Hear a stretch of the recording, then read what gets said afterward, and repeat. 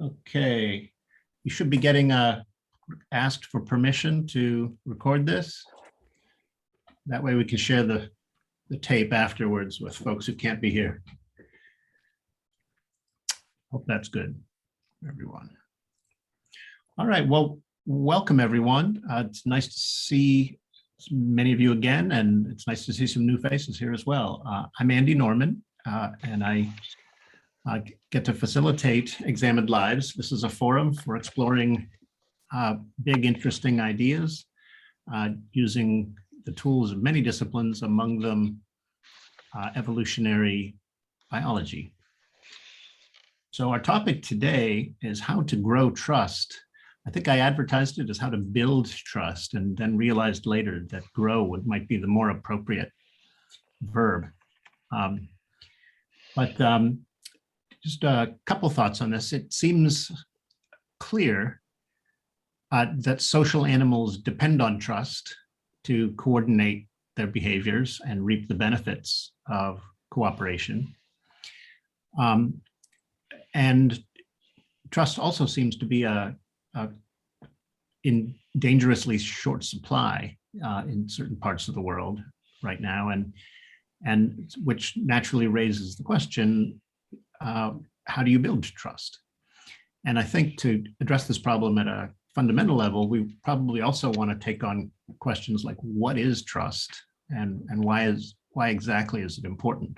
How exactly does it function? And so I'm eager to go there to explore some of those questions. And I'm going to take a back seat here pretty quickly and suggest that we move into breakout rooms so that we can begin articulating our respective thoughts on this subject. Perhaps just make a note to yourself. We're interested in the what question, the why question, and the how question. What is trust? Why is it important? And how do you grow it? All right, why don't we take, let's say 10 minutes in breakout rooms. Juliet, if you can do that, and then keep an eye on the clock to bring us back in 10, that would be great. Will do. Everyone should be getting a pop-up now to join a breakout room. Super. Hey, Alex. Hello. Sorry I'm late. Not at all. Welcome. Henry, Alan, good to see you all. So we're gonna, there we go. Breakout rooms for 10.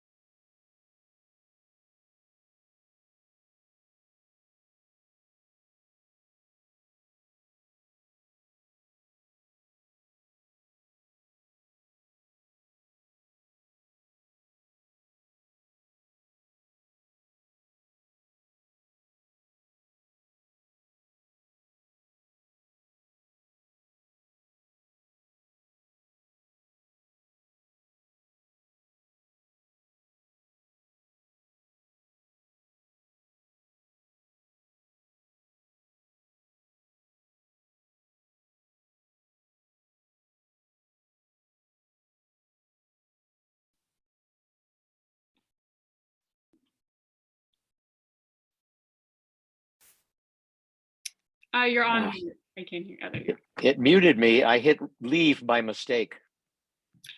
Well, no worries. Everyone else will be called in the next 30 seconds or so. Yeah. So didn't miss too much, I think. Oh, well, we had a great discussion going. Great. Yeah, I think breakout rooms are a good way to kind of get a little bit more intimate time before bringing it to the group. Yeah. Oh, people came back. No one left you All stranded. right. And everybody gets muted.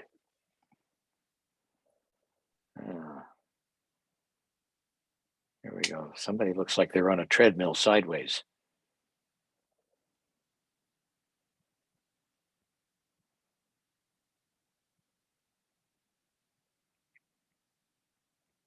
Am I the only one not muted? I was muted, but You're right. I think we were perhaps automatically muted. Sorry, I was speaking there to, I guess, to Oh, no yes. one. Yeah, when we left the breakout room to this. So I took my video off because there's no way I can keep even. But I'm going at a pace I can talk. All right. Well, so welcome back, everyone. I guess I'd like to hear what groups came up with. Perhaps Diane, can you tell us what your group? Well, actually, Robin is going to summarize our You're a speaker? discussion. Fair enough. Okay. So we talked about the what. We talked about willful vulnerability, that it's safety that can go both ways, and that there's a reciprocity needed, and that there's also multiple levels as far as the what. The why, we talked about the idea that social groups can't function without it, that trust is basic to cooperation. And then the how, we didn't quite get too far into that, but we talked about that we can trust in some ways possibly and not trust in others, so that trust isn't just across the board, that you know, it might change depending on the situation or the individuals. So that's kind of a brief summary. I'm impressed. That group came up, did a lot of good work. Thank you, Robin. That's terrific. Sure. Love to hear from another spokesperson for another group. Did other groups? I can volunteer our Wonderful. short discussion. For me, the revelation was the trust, as Cormac was saying, in the way he works with it, that it is domain oriented. You don't not an overall trust about everything. It's not but you trust certain things and don't trust in other areas. So I found this a good, productive anyway, distinction. So we can actually, you can think of trust levels as kind of a form of scorekeeping, where you sort of keep score with, or keep track of how various parties treat you, perhaps in different situations. So that you, yeah, please. Like not being in trust, like being in love, which is overwhelming, the whole being, but you trust a person in certain areas, but not in others. Okay. I think to avoid the Panglossian naive trust in everybody, or not, right, you're right. Now, don't make it a dichotomous with the person, or even with an individual person. You're going to have multiple different contexts, some of which you can be trusted and others not. This is Alan from Andy's group. Yeah. And our what I thought our group was great, even though we didn't address what, when, why, or where. But I like I'm sorry, I missed was it Hank? Hank, yep. Yeah, I love the 2x2 contingency table, because all kinds of modifiers can go into, accurate, as a clinician for 40 years in rheumatology, immunology, but also having published with social psychologists throughout my career and looking at all kinds of, not trust in particular, but self-awareness, resiliency, self-advocacy, internal locus. I like that concept of a kind of false positive, false negative So, trust or mistrust. Alan, I'm going to Yes. say a little bit about that matrix you mentioned for the sake of others here. Imagine that the rest of the world, that the creatures you have to deal with are, let's say, highly trustworthy. And suppose that you come in with an attitude of trust and are largely trusting of them. That sets the stage for a lot of win-win collaborations. But now imagine that the rest of the world is highly trustworthy, but you are highly suspicious or reluctant to be vulnerable to them. You might be missing out on a lot of opportunities for win-win collaboration. So you can be too suspicious for your own good. And then imagine you're surrounded by critters that are highly, which one haven't I done yet? The other two. Right. So if others are highly trustworthy, sorry, Untrustworthy, and you are. untrustworthy. Thank you. I need to switch over there to the untrustworthy side. If others are untrustworthy and you trust them, then you get taken advantage of often and perhaps fail to thrive. So it does seem to me that this 2x2 matrix illustrates how trust is kind of an internal barometer of social conditions and attempts to accurately track those social conditions for win-win outcomes. But of course, it doesn't always track things accurately. Kathleen Walsh? Well, in our group, I was with Vedant, and we talked about we had a kind of a more concentrated discussion on the importance of feedback loops when people or individuals are in situations where they might have to sacrifice or take risks, that trust is part of that mechanism that helps people move forward into risky behaviors or potentially damaging behaviors with the assumption that the outcome will be beneficial. So as an element of cooperation. And Vedant had read some writings on cultural evolution and was very interested in the role of gossip as a positive mechanism in fostering trust in certain contexts. And we talked a little bit about that, about how in a family, for example, where you know people well and you trust them, gossip can be a positive force to develop trust. But it can also be manipulated in situations like at work or other situations like on social media by planting false information about people to manipulate power dynamics. And also when we talked a little bit about the scale, that is when you get away from the relational context where you are assessing individuals, you move more into dynamics that require operational agreements with measurable outcomes, transparency around those outcomes, and the ability to determine accountability by being able to monitor them. So like in international agreements. So it taps into everything that you're saying on a couple of different levels. Nice. Good talk. Terrific. Thank you. Steve? Like other groups, our group talked about the fact that trust may be different in different behavioral domains, that with the same individual, you might have different levels of trust about different aspects of their behavior towards you. We had a brief discussion about whether trust always involves an expectation of reciprocity.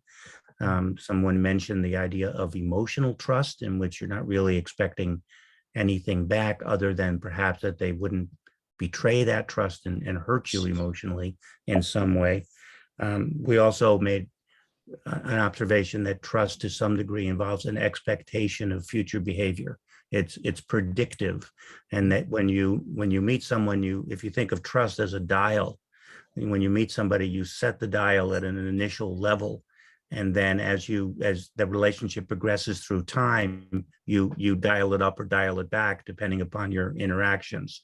And lastly, we also talked about that it may be instinctive within an in-group to give someone the benefit of the doubt and have an initial level of trust. Whereas when someone is an out-group member, what might be more hardwired is your default is, so the defaults might be different with in-group and out-group, whether it's trust or distrust. I love it. Really nice observations. Terrific. Diane? Yeah, but have all the groups spoken? I think at this point it's kind of free form unless, is there any other groups that have not yet had a chance? I just wanted to suggest that if we keep the evolutionary framework in mind, and you want to analyze trust, this two-sided kind of thing, there has to be a kind of signal system. In other words, you have to know what to look for in order to know whom or what to trust. Mm-hmm. And so maybe we could talk a little bit about what kinds of signals, and I'll just suggest that they typically need to be costly. In other words, the person or the institution that's giving the signals has to do something that's not easy to fake in order to gain trust. Authenticity. Mm. Well, I mean, so the form of the signal that is probably the most reliable indicator of being worthy of trust is actual trustworthy behavior. So, but I think Diane may be talking about something, other things, sort of surrogates for trustworthy behavior that basically prime people to assume that you're trustworthy. Well, it's sometimes very hard to know with regard to the explicit thing that you may be afraid of, where you may feel unsafe. It may be hard for the other person or the institution or whatever to have that interaction and make you feel able to trust, because you won't get into interaction with it or them until they trust. And so they have to be able to show other kinds of things, like you have to know that they're honest in other dealings and relationships, for example. Yeah, that's neat, Diane. So there are positive feedback loops between trust and trustworthiness, and there are also negative spirals of mistrust and untrustworthiness. And the question of how do you grow trust is in part a question of how do you get on that positive spiral, and which needs to come first? Do you need to extend trust first, or do you need somebody to be trustworthy first, and so that the trust can come? Thoughts off the top of my head. Wendy. I remember what was coming to mind is global brands that have wonderful value systems and then suggest that they're being super sustainable. But when you dig down, not even too far below the surface, it's blatantly obvious that actually the systems are still as damaging as ever. So that the difference between the overlay of what looks great, but when you dig down inside, that's all I was thinking about. So there are false signals of trustworthiness. Designed to be. Yeah. Designed to be. Good. Alex?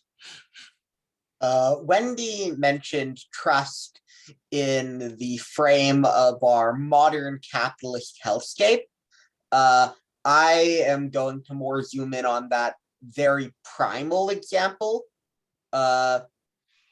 If you look back at like the animal kingdom as a whole, and even plants, you can see these warnings that things have evolved to have, whether it be colors like black and yellow on a bee or on other poisonous animals, or like just brightly colored berries saying like, don't eat this. That is a test of where in evolution did trust form? When did we come up with these signals that can be used, misused, that like say like, this is safe, this is dangerous. If you do this, I will retaliate this way. There are these universal symbols that animals and plants evolved to show. And it's sort of a weird, abstract version of interspecies trust that exists. Fascinating. Let's see, Hank, you've been waiting a little bit. I see you, Alan, coming to you soon. Yeah, I think I'm just going to narrow something down to about trust.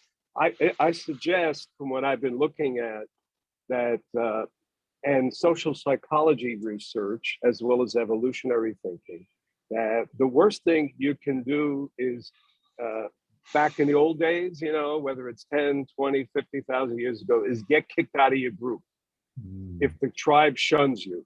So I'm going to put a kibosh on the word trust and say, can I trust the group is not going to kick me out because I'll be eaten by a lion? So that shapes trust. It's not like, I don't know if there's a gene for trust, you know, I don't know. But it's group contextual. So whatever group you affiliate with, whether it's conscious or not so conscious, you cooperate not because you trust, because you don't want to get killed. You don't want to be shunned. Okay. And I think that puts a kind of a spin on, like, you know, about prosociality. You know, I don't know if people know much about the prosocial movement, you know. Yeah, I think this group is. Yeah. But that, I don't know if that whole movement takes that into consideration. I don't know enough. Yeah. That's worth drilling down on, I think. I want to give, I've got a few people queued up. Alan.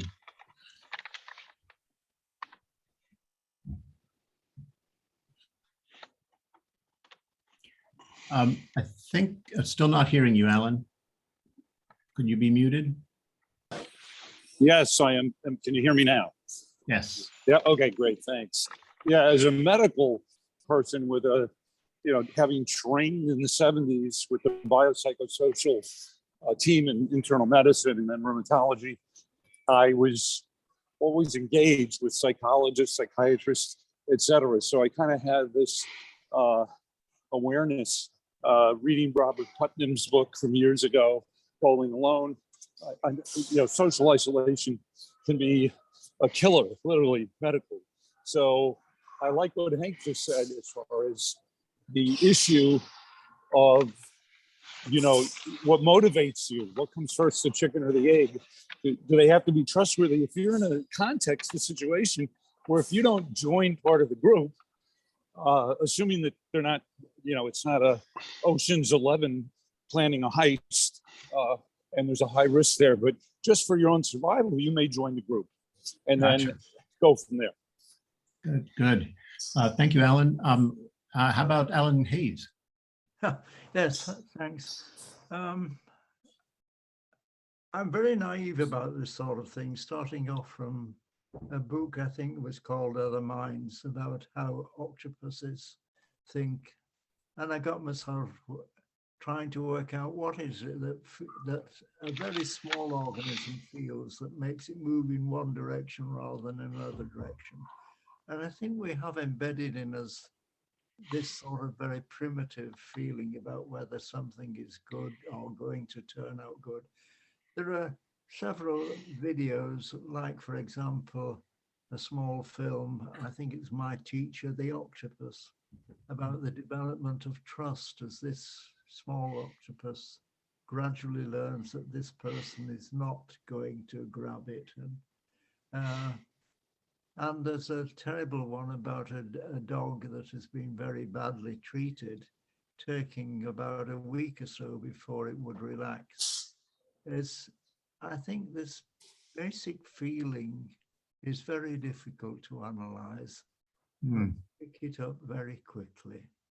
And it may not be accurate.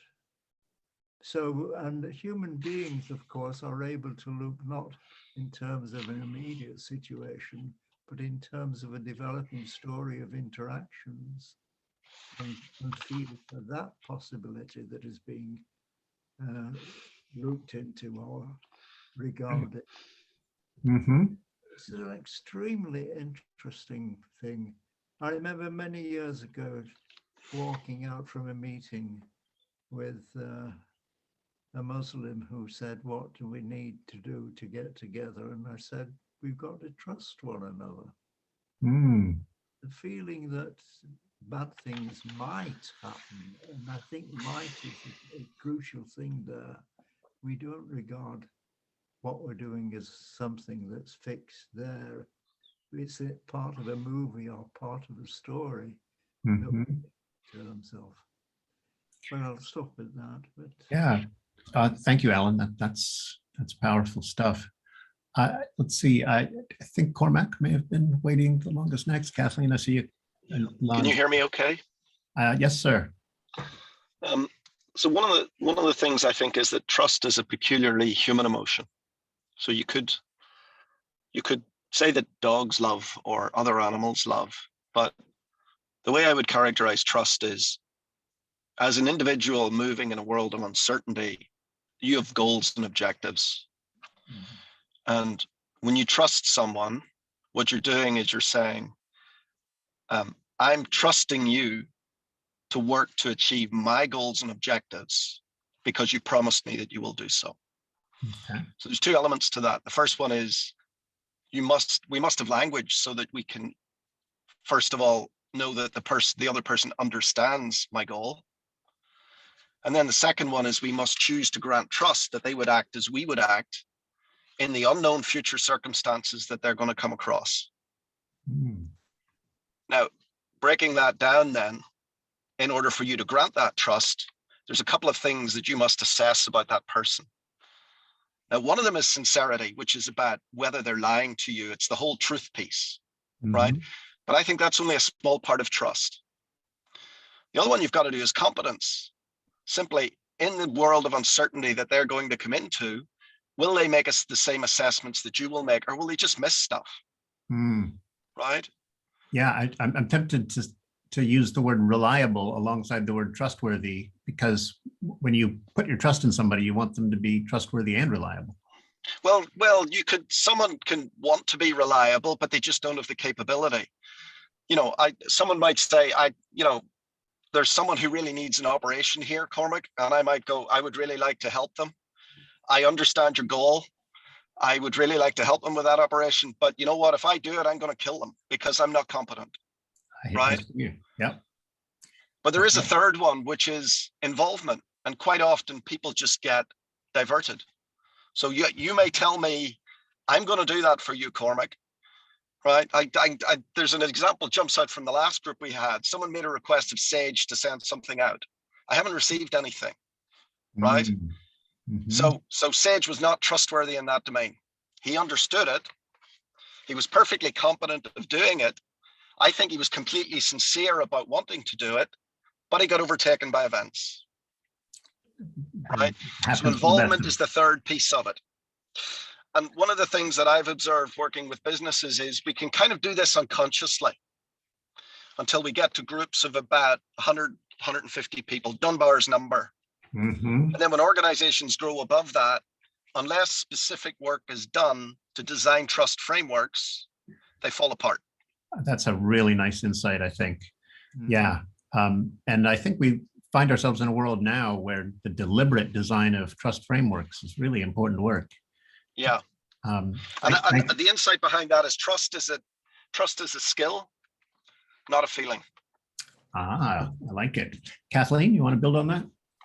Well, I've heard so many things by now. I have to pick which one I'd love to respond to, but I guess one of the things was our ability to read people and to have a sort of folk psychology, even if we don't know someone very well, if whatever we might know about their circumstances is important. And even in the group of 150, we know that in times of scarcity or intense competition for the same prize, for the same mate or something, our folk psychology tells us this person, however good intention, whatever their good intentions, you know, that we're gonna not have as much trust.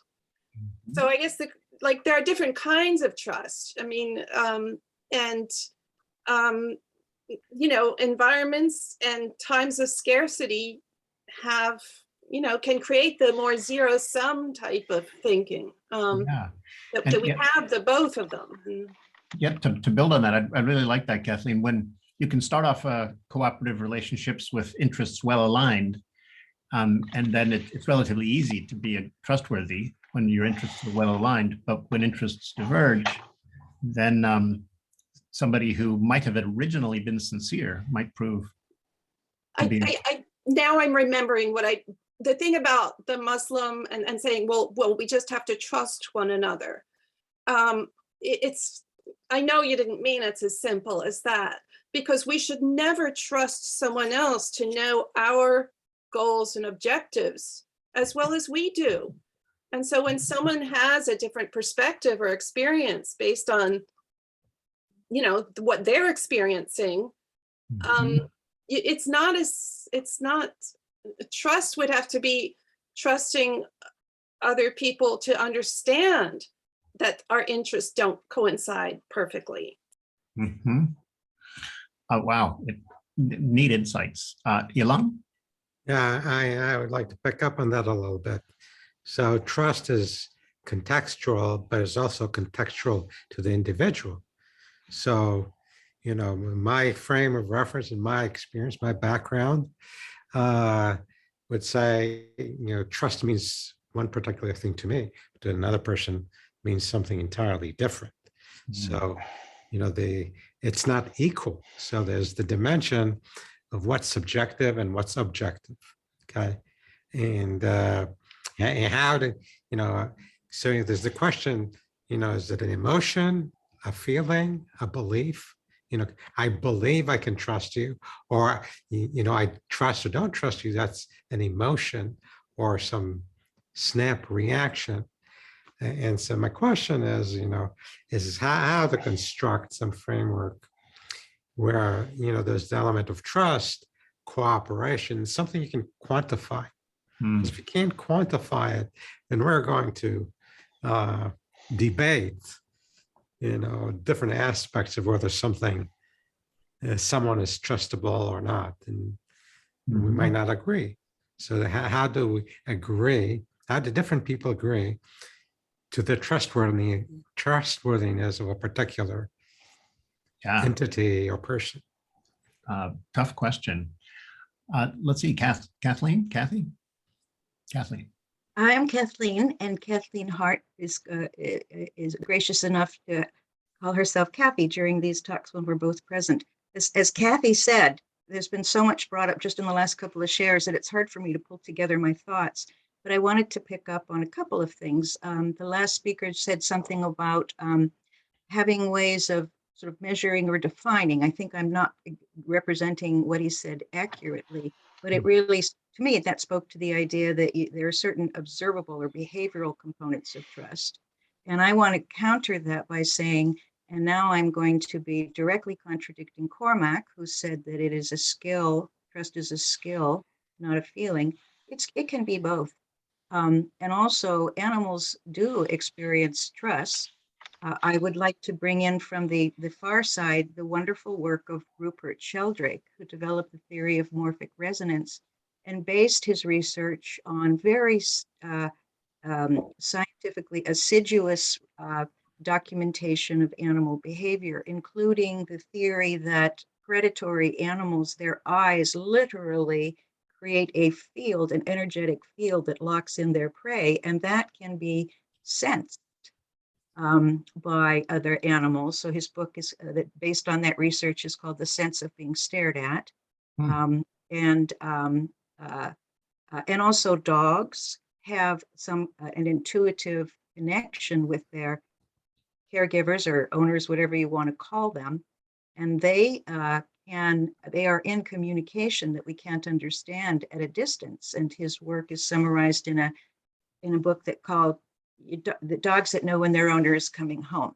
So there's elements of profoundly subtle perception that are related to trust that are body-based, and they can't be captured in a operational or behavioral checklist. But for the most part, in certain settings like business, I think you can have more objective measures to determine whether or not people or entities are trustworthy. Trusting. I Good. wouldn't discount trusting your gut. I hear you. So we have several hands up, so I'm going to ask those who are called on to try to be brief so we can get everyone in here. Diane? Right. Actually, this is the question that I had written to Hilo, but I don't think people are reading it yet. I had the feeling that the reason we chose to talk about trust was actually the political polarization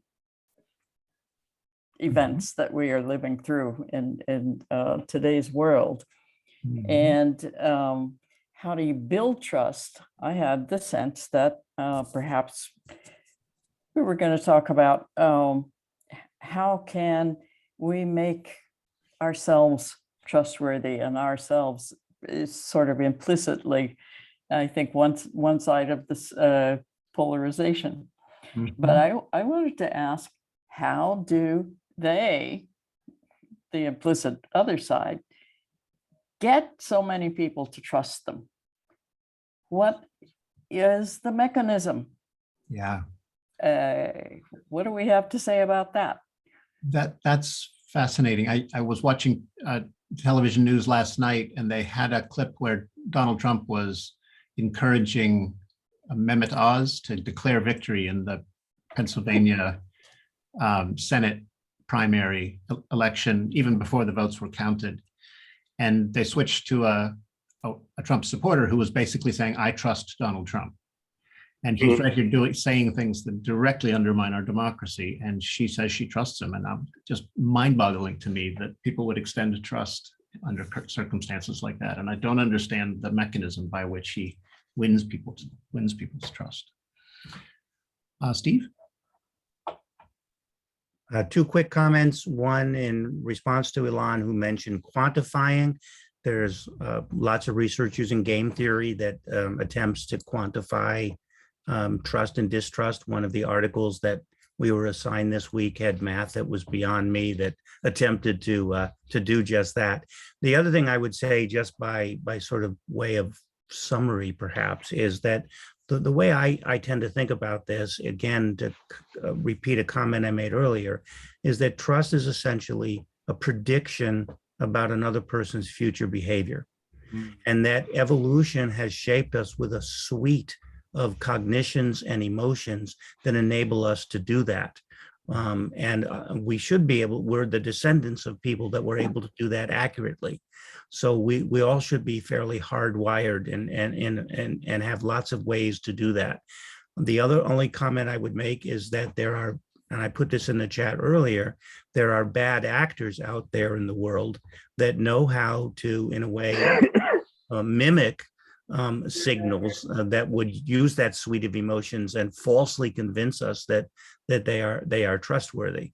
And last comment off the top of my head, but in relation to Donald Trump, I think the trust there is that he will implement his supporters' interests, and they trust him to do that. And so all else is secondary to that when it comes to political trust, I think. I'll stop there. Yeah, I think some evolutionary game theorists talk about arms races between, ability to detect untrustworthiness and the ability to convince people that you are in fact trustworthy when you're not. And that goes on in the animal kingdom as well. That's right. That's right. Wendy? Yeah, I was going to concur what some of the other people said about that. Trust has both a genetic evolutionary biology aspect, which is the instinct, the gut feeling, and the emotional aspect. And then you have the social context, which is the more cognitive, intellectual understanding, which is a knowledge base, which we go and look at. But I was thinking of prosociality, which is following on with the Dunbar theory. So it's what's interesting through the prosocial research is that in order to be prosocial, we need to create prosocial environments, which is that once we get in a large organization, you actually have to go in and create the environments that support it, because otherwise individuals get isolated, feeling that they're the only people with a certain particular set of values. And that's happening it's happening in schools. But I also was picking up on I actually wrote down mimicry, what Steve was saying, that it's literally going out to mimic people's values. And in the UK, which is where I am, literally Brexit happened because one particular man was extremely clever at actually identifying the very, very specific elements that the majority of the public were looking for in order to have trust. The fact that they then used lots of data that wasn't true, but it was an incredibly clever manipulation of the public. So the public did trust, but actually, if you've gone in and looked at the data again, the information wasn't actually accurate. So yeah. Fascinating. Wonderful. Vedant, I have to apologize. I didn't see your hand. Thank you for your patience. Yeah, thanks. So here a couple of points. So first is, I think this trust and everything is about is more about the evolution of dynamics between cooperation and the competition between the animals, because and then the second point, I think, coming to the political polarization, as now I don't know much about American politics that much, so but I would say trust or not to trust is, I think, same two sides of the same coin. I mean, just like a differences and the unity. So how you describe the others, as long as if you are united or some people, then people who are not united with that group are the others. So if you are trusting someone, then some individuals to form a group within a group, then you are when you are saying you are not trusting them, then it is I think the result of more the let's say competition between the ideologies. So it is, I think, that two sides of the same coin. Yeah. And then coming to one last, I've been thinking about, we are too much talking about cooperation and everything, but I think not to cooperate, sometimes it also, we have to show that, trust me, I'm not good to cooperate. So for example, if I have to show that don't invade my resources, or don't show your aggression against me, I have to show, trust me, I'm really very powerful person, or I'm belonging to a very powerful group. So you should not cross me. So in that context also, I think trust, basically it is very, I think, multidimensional thing, affecting from genes like gene selection and reciprocal altruism, to also the passing through the cultures, like cultures also, like don't trust that group, don't trust this group or religion or whatever. So I think it is very multidimensional concept. Yeah, thank you, Vedant. Let's see, we're down to, I think, the last few comments. Andy Lord? Yes, we've been touching on this. It's going down to the mechanisms of building trust. And people have mentioned mimicry.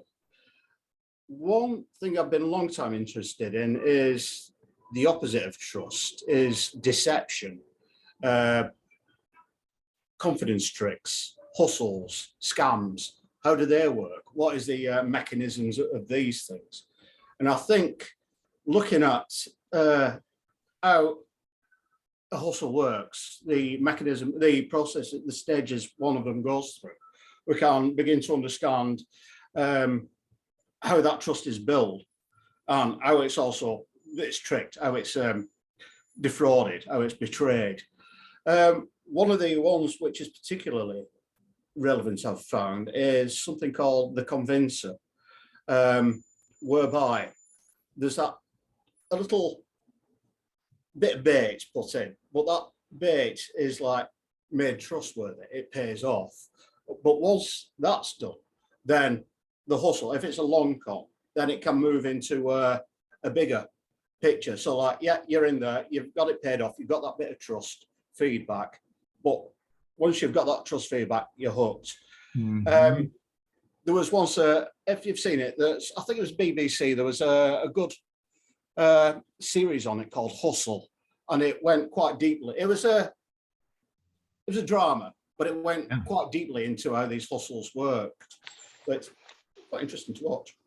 Yeah, like a good card sharp will lose a few hands to you to make you think that you're a better card player than him, and then or her, then turn it around and take advantage of you when the pot gets large, for example. Yeah, good. Cormac.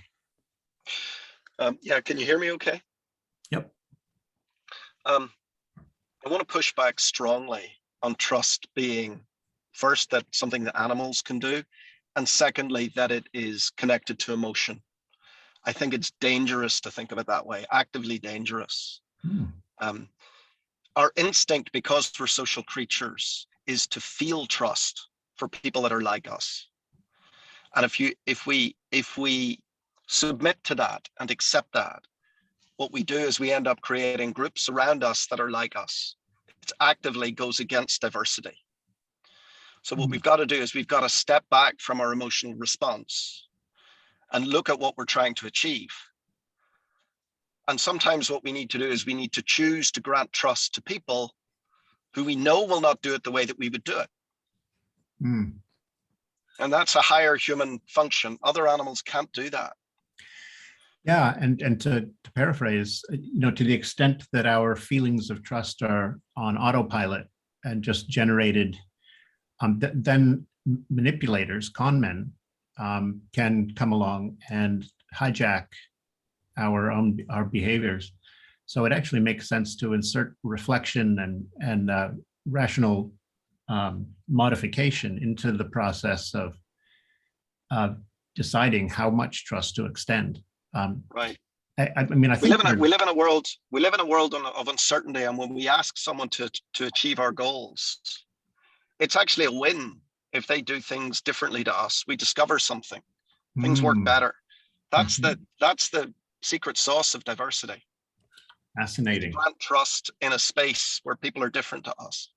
So maybe we should be, to summarize, and perhaps maybe we shouldn't be too trusting of our own automatic tendencies to trust, or even our automatic tendencies to distrust. Trust our intellect, not our emotions.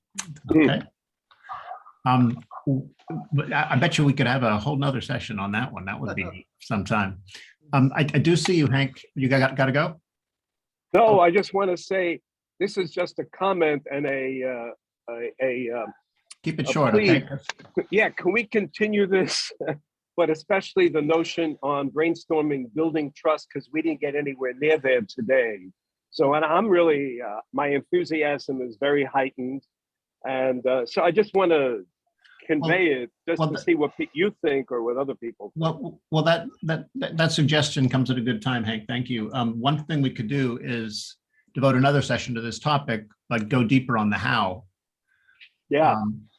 I mean, I think in some ways you need to discuss the what and the why to address the how, but there's certainly much more that could be said on this topic, on the practical.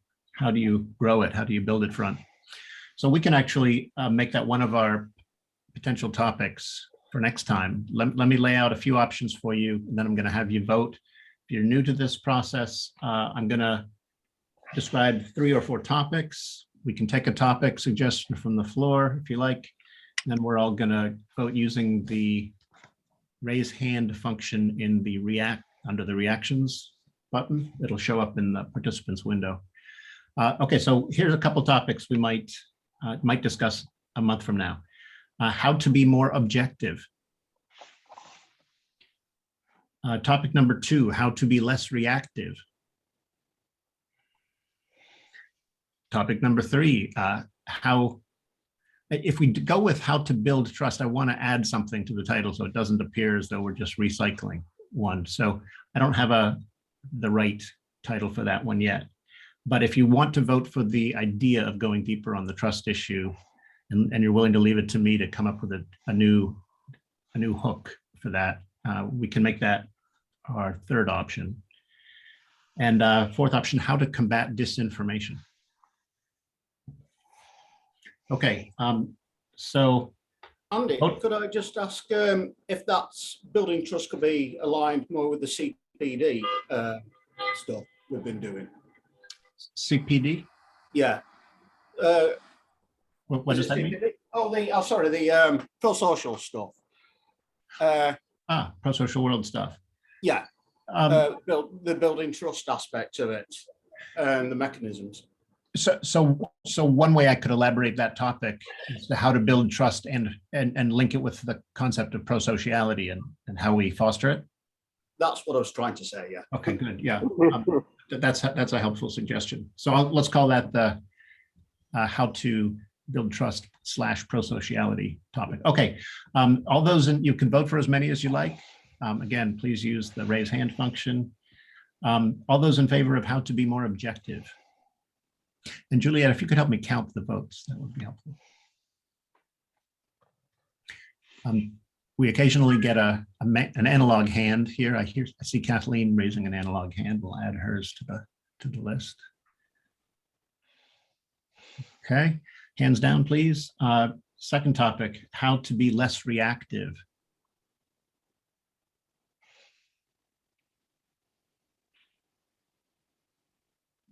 Interesting. Okay, thank you. Hands down. How to combat disinformation.